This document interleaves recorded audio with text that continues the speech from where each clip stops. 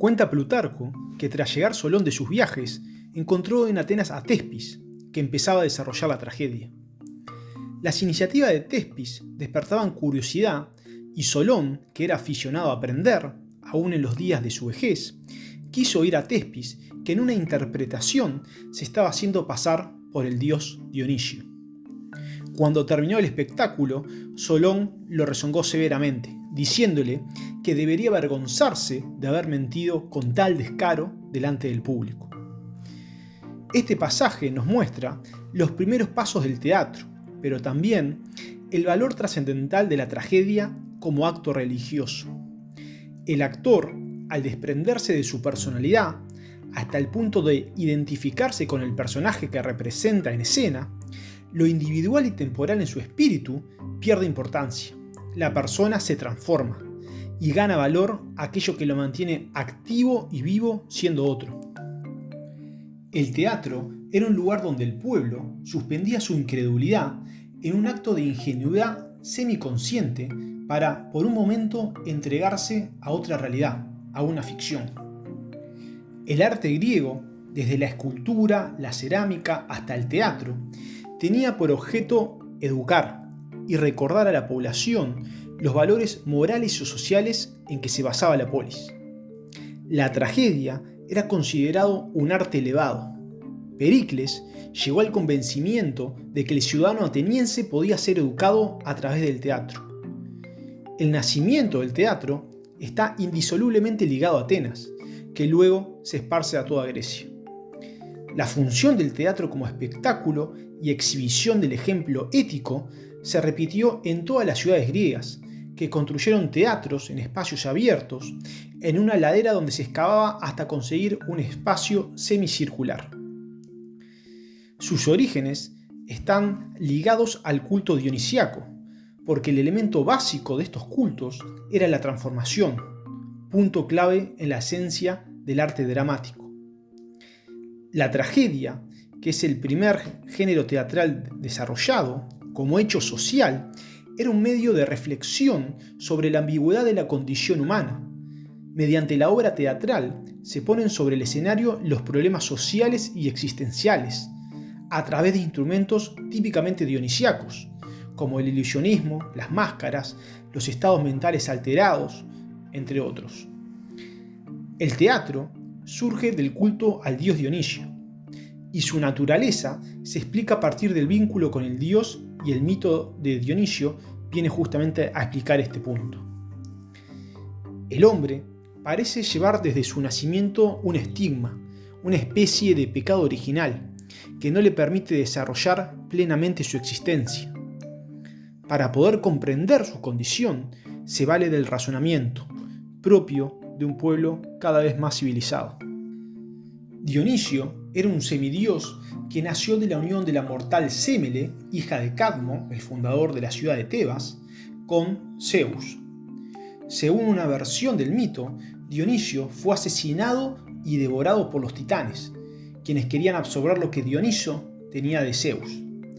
Se salvó solamente el corazón, que Zeus puso en su cadera, y ahí se desarrolló para renacer el segundo Dionisio, el que también sería conocido como Baco.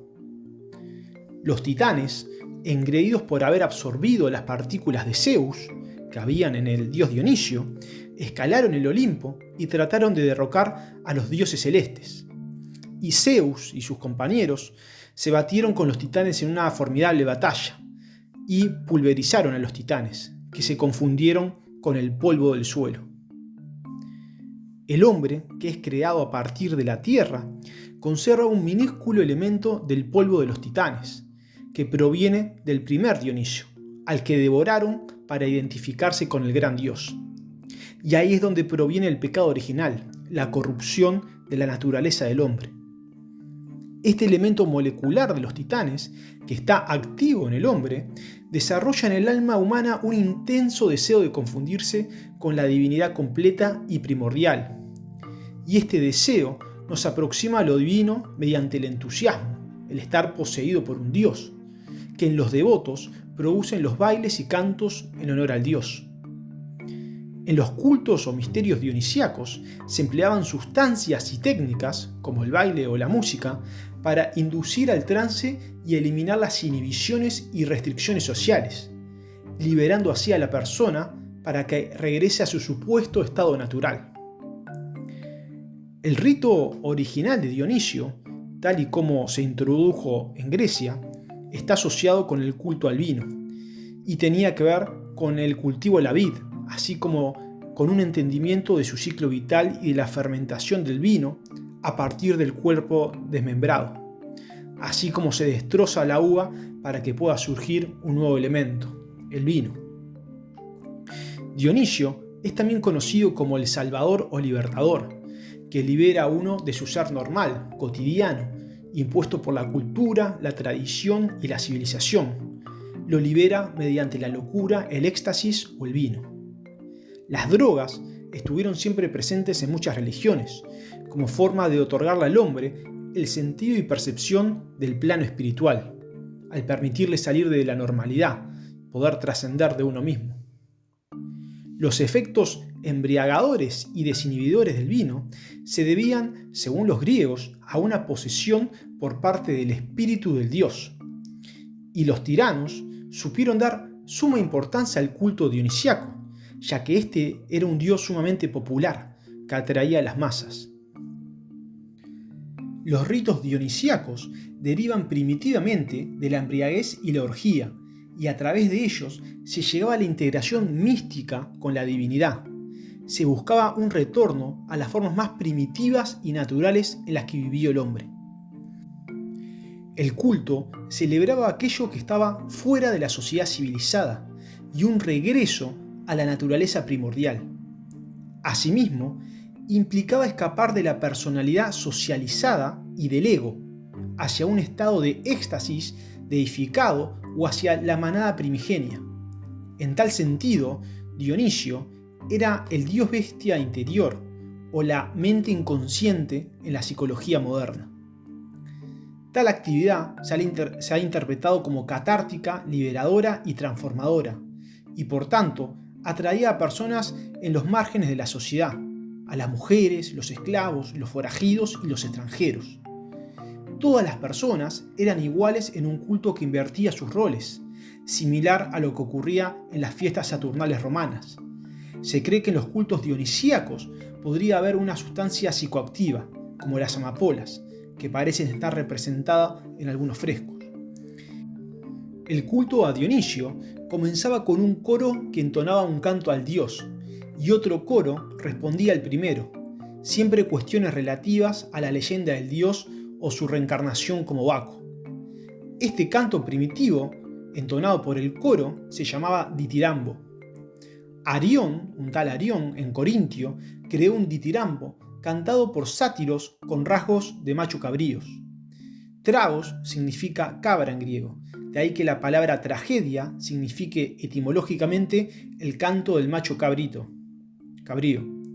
Y teatro significa lugar para ver, en referencia a las gradas desde donde observaban los espectadores. Es Tespis, en el Ática, quien introduce ese ditirambo, pero le agrega una persona que contesta al coro, que es el actor. Y de ese acto da origen a la tragedia. La importancia de Dionisio en lo individual y en la sociedad es expuesta de forma magistral y con admirable concisión por el dramaturgo Eurípides en el siglo V a.C., en su tragedia Las Bacantes. Hacia el siglo V, los ritos orgiásticos dionisíacos en Atenas y en las demás polis de la Liga de Delfos habían ya sido autorizadas como fiestas oficiales. Dionisio es un dios que encarna la lucha entre lo primitivo y lo civilizado. Debido a su incorporación como fiestas oficiales, el rito se va contextualizando y normalizando. En la obra de Eurípides, Las Bacantes, aparece Dionisio, que es hijo de Zeus, y la mortal Sémele, hija de Cadmo, fundador de Tebas, que se presenta en esta misma ciudad, haciéndose pasar por un extranjero y negando su condición de dios. Es acompañado por una comitiva de mujeres adoradoras llamadas bacantes, y pasa los días y las noches brindando fiestas báquicas en los montes. En ceremonias orgiásticas nocturnas, los participantes realizaban danzas violentas acompañadas de flautas, locas carreras a través de los montes y persecuciones de animales salvajes que, una vez atrapados, eran descuartizados y comidos crudos. En la ciudad de Tebas gobierna Penteo, hijo de Ágave y nieto de Cadmo, quien le ha cedido la autoridad debido a su ancianidad. Penteo llega explicando cómo las mujeres de Tebas han participado en esos ritos y tras beber vino se han entregado a la lujuria, por lo que ha ordenado apresarlas, así como a un extranjero que es el que está difundiendo la creencia de que Dionisio es un dios. Ino y Autónoe, tías de Penteo, así como su propia madre, Ágave, niegan al dios, pero luego caen en el hechizo y se suman a las bacantes. Cadmo, antiguo rey y fundador de la ciudad, y el adivino Tiresias, ambos ancianos, se disponen a participar en los ritos en honor al dios Dionisio. Tiresias es partidario de las tradiciones paternas que poseen desde tiempos inmemoriales, las cuales, según él, no pueden ser destruidas por ningún razonamiento, ni aun cuando uno haya alcanzado la sabiduría. Al encontrarse con su abuelo Cadmo y con el adivino, Penteo se avergüenza de aquellos que, según él, están haciendo el ridículo, y acusa a Tiresias de haber seducido a su abuelo y le dice que solo le perdona la vida por su ancianidad. Cadmo le pide a su nieto que recapacite y que deje a un lado su soberbia, porque no hará más que destruirlo, y le recuerda algunos antecedentes en la historia. Montado en cólera, Penteo ordena que destruyan la casa de Tiresias y ordena la captura de Dionisio. Dice Penteo: «Si llego a tenerle en esta casa, le separaré el cuello del tronco. ¿No merece todo esto terrible horca y enfurecerse con toda la furia, sea quien sea el extranjero?» No tardan entonces a aparecer los hombres de Penteo para aprisionar al extranjero, quien no pone resistencia. Le informan además que las bacantes habían sido apresadas, pero parecen haberse escapado por arte de magia. Penteo creyó encarcelar al extranjero, que es el dios Dionisio, pero en realidad éste le hizo creer una ilusión y encerró a un toro en su lugar. Entonces Dionisio provoca un terremoto y destruye el palacio. Dionisio se presenta ante Penteo, quien aún no sale de su asombro por todo lo sucedido. Un mensajero comunica al rey que en las faldas del monte Citerón ha visto a 3 comitivas de coro de mujeres, las cuales eran dirigidas por su madre, Ágave. Cuenta asimismo que un grupo de pastores, buscando ganarse el favor del rey, trataron de capturar a Ágave para sacarla de los ritos báquicos, pero la intervención de un grupo de bacantes los puso en fuga, salvándose milagrosamente gracias a que las bacantes se detuvieron ante unas vacas que se hallaban por ahí, a las cuales destrozaron a mordiscos. En un diálogo de gran habilidad psicológica, Penteo es engañado por Dionisio para que, vestido de mujer, tras vestido, vaya al monte Citerón a espiar a las bacantes, entre las que se encuentra su madre y sus tías. A pesar de la vergüenza que siente, Penteo, rey de la ciudad, tiene que acceder a los requerimientos de Dionisio para que se vista de mujer, porque de lo contrario, su identidad masculina sería descubierta por las bacantes, quien le darían una horrorosa muerte. Un mensajero que llega del monte nos cuenta la muerte del rey a manos de las bacantes enloquecidas. La cruenta descripción del mensajero concluye anunciando que Ágave ha dejado el Citerón para dirigirse a Tebas. Ágave ingresa a la ciudad victoriosa y orgullosa portando un tirso en cuya punta lleva la cabeza de Penteo, su hijo, la que ella personalmente se ha encargado de separar el cuello del tronco. Ágave se encuentra poseída pensando que lo que muestra tan orgullosamente es la cabeza de un cachorro de león. Solo la presencia de Cadmo, quien aparece llorando sobre los restos despedazados de su nieto, logran sacarla de la confusión y de su estado. Ágave irrumpe entonces en llantos y lamentos. Pero la tragedia ha sido consumada. Y en la última escena asistimos a la glorificación de Dionisio y a la salida para el destierro de Cadmo y Ágave. Dionisio dice que Cadmo será transformado en dragón y su esposa Armonía en serpiente, y que, tras comandar un ejército y devastar ciudades, serán conducidos por Ares a la isla de los bienaventurados. Escotado analiza la obra de Eurípides y la explica. El gobernante Penteo defiende una ley que tropieza con la ley natural, con razones que, en principio, parecen sensatas y justas.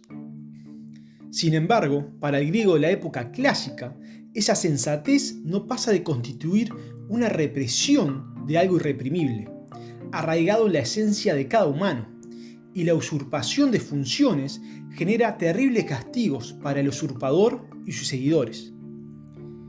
El conjunto de la tragedia debe por eso comprenderse a la vez como una escenificación de la impiedad y sus consecuencias, y como el primer y más útil examen del mecanismo que milenios más tarde llamará Freud el retorno de lo reprimido. Dionisio significa una liberación incondicionada con respecto del tabú y las convenciones. Penteo representa el Estado, que debe someter la desviación singular a un canon común, la ley. Frente a las virtudes de la urbanidad, la continencia, la rutina, el temor, el precio, Dionisio llama a romper con ellas. Con admirable concisión, Eurípides escenifica lo inaceptable y a la vez ineludible. El rechazo de Dionisio es un rechazo familiar de lo propio que llevamos en la sangre. Es hijo de Sémele, hija del rey Cadmo, familiar de Penteo, y a la vez una apostasía religiosa, porque también es hijo de Zeus. Se deniega su filiación tanto familiar como ontológica, y se constata que ese extranjero alborota, subleva y corrompe. La denegación produce el síntoma patológico, y quienes buscan preservarse de cualquier filiación con Dionisio caen por completo bajo su influjo.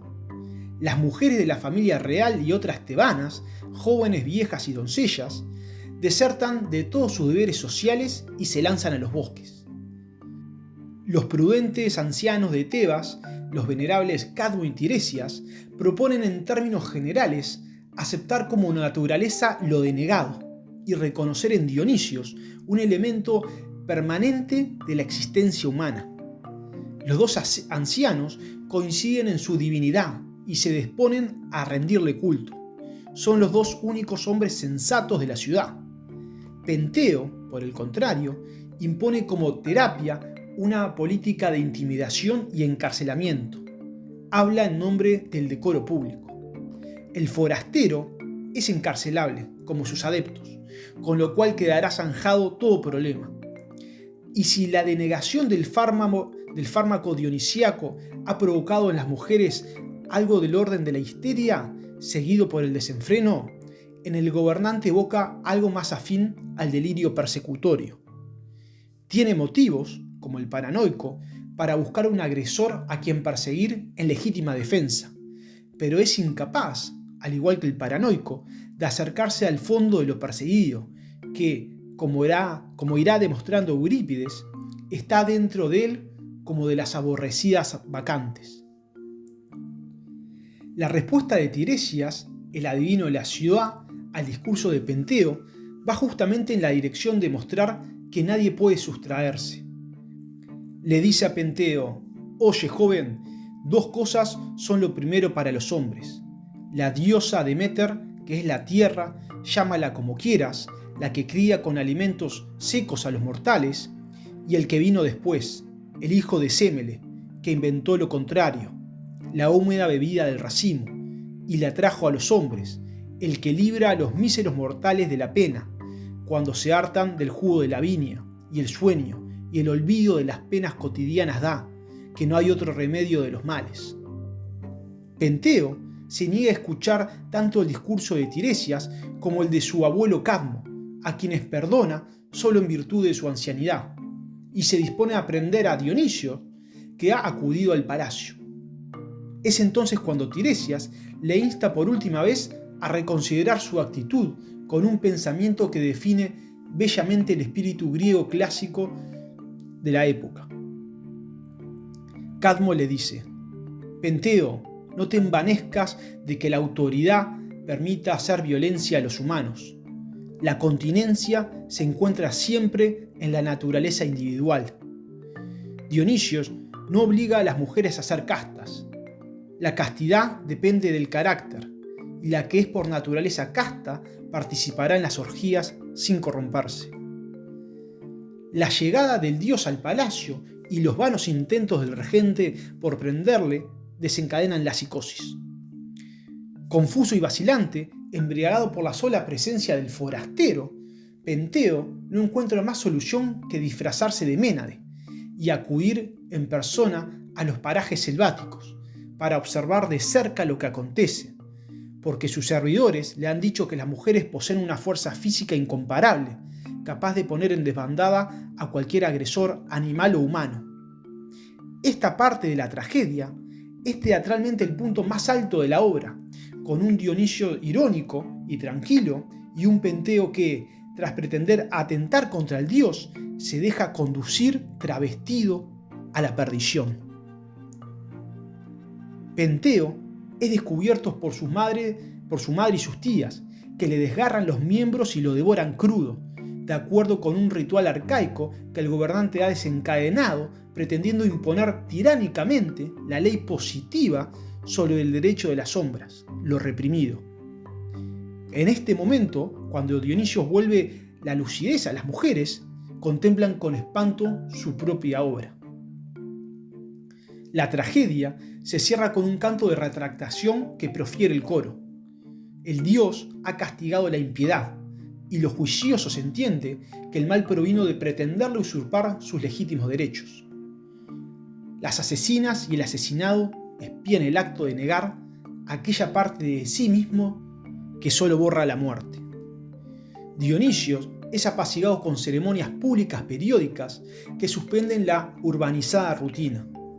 La embriaguez se reconoce y domestica a la vez, transformándose en rito religioso. Y la vanidad de un poder político vocado a la mera represión será regularmente abolida en el éxtasis festivo común, con la oficialización de las fiestas, donde las diferencias mundanas se borran en favor de una unidad más profunda. Esta es la enseñanza de Eurípides. Penteo, que significa etimológicamente duelo o el de las penas, el gobernante que quiso humillar la naturaleza individual en nombre de una polis siempre frágil si pretende ignorar las prerrogativas permanentes del reino subterráneo. Ni siquiera los titanes, cuando desmembraron a Dionisio, pudieron impedir que el dios renaciese de sus propias cenizas. Sin embargo, unos simples mortales quisieron ir más allá.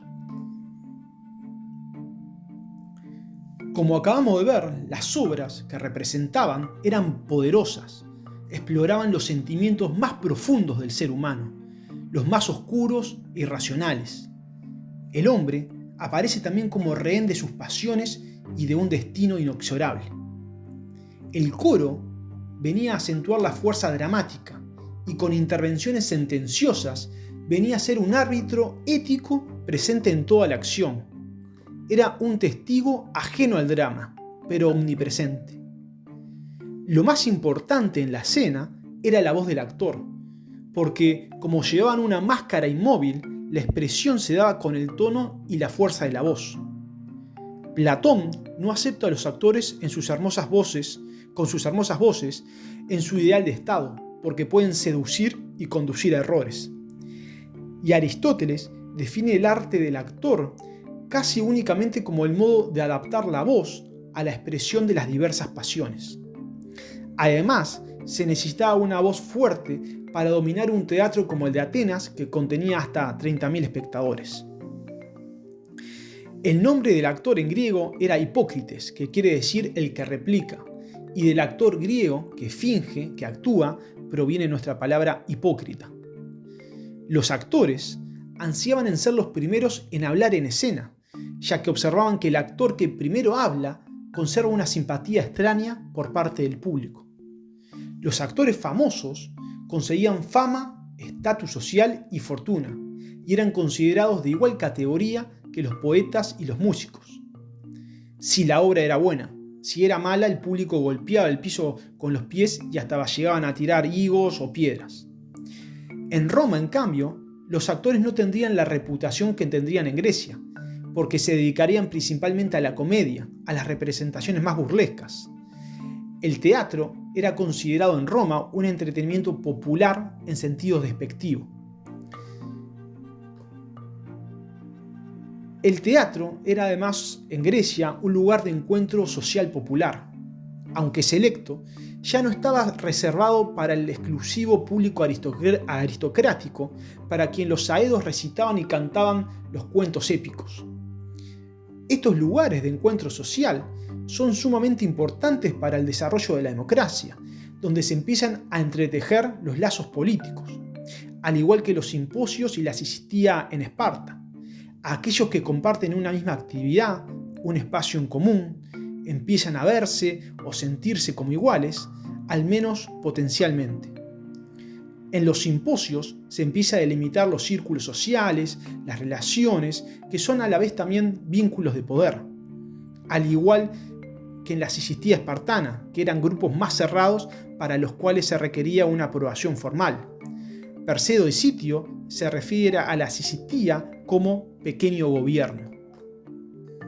La tragedia griega hereda del relato épico la fuerza de su relato y se sirve de las herramientas que se habían desarrollado: la lírica, la poesía acompañada de música y la retórica. Las primeras representaciones eran sencillas, hasta con 3 actores, que se alternaban para representar distintos personajes. A medida que se fue desarrollando el teatro, las obras se volvieron tan complejas y costosas que se convirtieron en una especie de culto reservado para fechas muy importantes, las fiestas. El teatro llegaría a su máximo esplendor con Eurípides, Sófocles y Esquilo. El teatro, además de ejemplo ético, también se convirtió con el transcurso del tiempo en un arma política. En el año 494, el dramaturgo Frínico expuso La toma de Mileto, que trata sobre la caída y destrucción de dicha ciudad por parte de los persas. La ejecución de la obra tuvo que ser suspendida porque el público irrumpió en llantos. Los atenienses, que se habían negado a asistir a los milesios cuando pidieron su ayuda, prohibieron la obra de Frínico, fiel reproche de su anterior conducta. La tragedia sería considerada entonces un arte elevado. La comedia, que nace de la tragedia, fue una sátira para criticar las costumbres y actitudes de la sociedad y la política, siendo Aristófanes uno de los más grandes dramaturgos. Pisístrato, de quien ahora sí hablaremos en el siguiente capítulo, será el organizador de las grandes fiestas populares y las representaciones teatrales en honor a Dionisio. Las más importantes tenían lugar en primavera, cuando el clima era más agradable y la ciudad estaba llena de extranjeros.